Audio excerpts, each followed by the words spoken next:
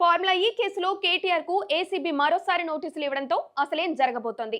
Arrest చేసే ఉద్దేశంతోనే ఆయనకు సెకండ్ టైం నోటీసులు ఇచ్చారా? ఫార్ములా ఈలో అవినీతి జరిగిందని నిర్ధారణకు వచ్చే ఏసీబీ అనూహ్యంగా కేటీఆర్ కు నోటీసులు జారీ చేసిందా? దీనికి సంబంధించిన మరింత సమాచారం మా ప్రతినిధి అనిల్ అడిగి తెలుసుకుందాం. అనిల్, చెప్పండి, అయిపోయింది అనుకున్న ఫార్ములా ఈ కేసులో కేటీఆర్ కు ఏసీబీ నోటీసులు జారీ చేయడాన్ని ఎలా చూడొచ్చు?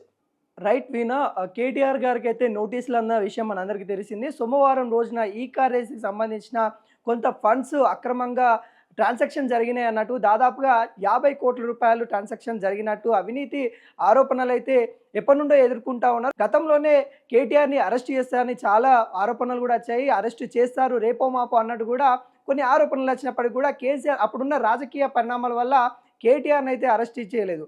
మరి ఇప్పుడు నోటీసులు అయితే మొన్న సోమవారం రోజు అయితే నోటీసులు అయితే ఇవ్వడం అయితే జరిగింది. మరి బుధవారం రోజు అంటే ఈ నెల 28వ తారీఖు మరి విచారణకి ఏసీబీ విచారణకైతే హాజరు కావాలి అన్నట్టు కూడా కేటీఆర్కి అయితే నోటీసులు ఇచ్చారు. కాబట్టి వాటి మీద క్లియర్ కట్గా నిన్న బీఆర్ఎస్ భవన్లో కేటీఆర్ వాటికి సంబంధించిన చెప్పడం అయితే జరిగింది. నేను చట్టాన్ని గౌరవిస్తాను, నాకు ఏవైతే నోటీసులు వచ్చాయో వాటిని స్వీకరించాను. ఇప్పుడు మేము హాజరు కాలేకపోవచ్చు, ఎందుకంటే బీఆర్ఎస్ పార్టీ ప్రపంచవ్యాప్తంగా మరి కొన్ని సెలబ్రేషన్ చేసుకుంటా ఉంది. 25 సంవత్సరాలు పూర్తి చేసుకోవడము, మొన్న వరంగల్ ఎటువంటి పెద్ద సభ నిర్వహించుకొని కూడా యావత్ తెలంగాణలో కూడా సెలబ్రేషన్ చేసుకున్న తీరును చూస్తాము. అదేవిధంగా ప్రపంచవ్యాప్తంగా కూడా అదే సెలబ్రేషన్ చేసుకోబోతా ఉన్నాము. ఆ రోజులలో నాకు షెడ్యూల్ ఉంది, నేను అక్కడికి యూకే యుఎస్కి వెళ్తూ ఉన్నాను, మళ్ళీ వచ్చిన తర్వాత రీషెడ్యూల్ చేయండి అన్నట్టు కూడా ఏసీబీకి రిటర్న్ లెటర్ కూడా రాయడం అయితే జరిగింది. ఏసీబీ అధికారులు కూడా క్లియరెన్స్గా వాళ్ళు తీసుకోవడం అయితే జరిగింది. కొన్ని ఆంక్షలతో కూడిన తనకైతే పర్మిషన్ ఇవ్వడం అయితే జరిగింది. కేటీఆర్ వెళ్ళొచ్చిన తర్వాత ఖచ్చితంగా హాజరు కావాలన్నట్టు కూడా చెప్తా ఉన్నారు. మరి ఒకవేళ వచ్చిన తర్వాత కేటీఆర్ గారు హాజరవుతారా, కేటీఆర్ గారు ఎటువంటి సవాళ్ళు ఎదుర్కోబోతా ఉన్నారు కూడా మనం ఒకసారి ఆలోచించినట్లయితే ఖచ్చితంగా సమాధానం చెప్పాల్సిందే. గతసారి కూడా సమాధానాలు చెప్పారు. ఖచ్చితంగా అవి ఏవైతే హెచ్ఎండిఏకి సంబంధించిన ఫండ్స్ ఏవైతే ఉన్నాయో అక్కడ మంత్రుల పర్మిషన్ తీసుకోకుండా కూడా మేము అక్కడ ఎవరైతే మినిస్టర్ ఉన్నారో మినిస్టర్ హోదాలో నేను ఉన్నాను కాబట్టి మిగతా మంత్రుల ఆదేశాలు లేకుండా కూడా అక్కడ నేను ఖర్చు పెట్టుకోవచ్చు అని కూడా తను క్లియర్ కట్గా చెప్పారు. లేదు, ఏదైనా 50 కోట్లు అంటే అది చాలా పెద్ద అమౌంట్, అలాంటి పెద్ద అమౌంట్ మీరు ట్రాన్సాక్షన్ జరిగేటప్పుడు ఆర్బీఐకి సంబంధించిన రూల్స్ ఉంటాయి, వాటిని ఫాలో అవ్వాలి అన్నట్టు కూడా ఇప్పుడున్న గవర్నమెంట్ రేవంత్ రెడ్డి సర్కార్ చెప్పడం అయితే జరుగుతూ ఉంది. వాటి మీదే సవాళ్ళు ఎదుర్కొంటా ఉన్నారు. ఏసీబీ అధికారులు కూడా అదే చెప్తా ఉన్న తరుణం అయితే కనబడతా ఉంది.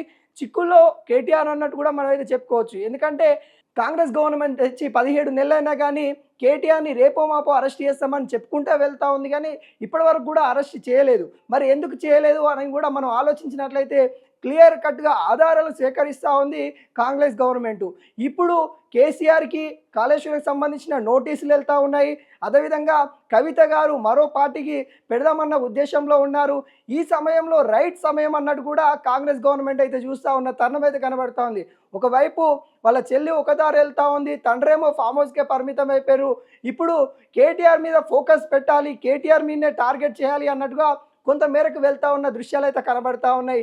ఎట్టకేలకి ఈ కార్ రేసింగ్కి సంబంధించింది దాదాపుగా 50 కోట్లు ఏవైతే ట్రాన్సాక్షన్ జరిగినాయో వాటికి సంబంధించిన వివరణ తప్పకుండా ఇవ్వాల్సిందే అన్నట్టుగా ఏసీబీ అధికారులు చెప్తా ఉన్నారు. యావత్ తెలంగాణ సంబంధించిన ప్రజల సొమ్ము దుర్వినియోగం ఏ విధంగా చేస్తారు, తెలంగాణ ప్రతి ఒక్క బిడ్డ యొక్క రూపాయి ఉందో అందులో వాళ్ళ యొక్క దుర్వినియోగం చేసినందుకు ఖచ్చితంగా సమాధానం చెప్పాలి అన్నట్టుగానే వివరిస్తూ ఉంది ఏసీబీ అధికారులు కావచ్చు, ఇక్కడ కాంగ్రెస్ గవర్నమెంట్ కావచ్చు. మరి చూడబోవాలి ఎటువంటి పరిణామాలు జరుగుతూ ఉంటాయో. మరి కేటీఆర్ గారు మరి తర్వాత యూఎస్ఏ యూకే వెళ్ళొచ్చిన తర్వాత మరి ఎటువంటి సవాళ్ళు ఎదుర్కోబోతూ ఉంటారు, ఎటువంటి సమాధానాలు చెప్పబోతారు అనేది అయితే మనం అయితే ముందు చూడబోవాలి. Thank you Anil.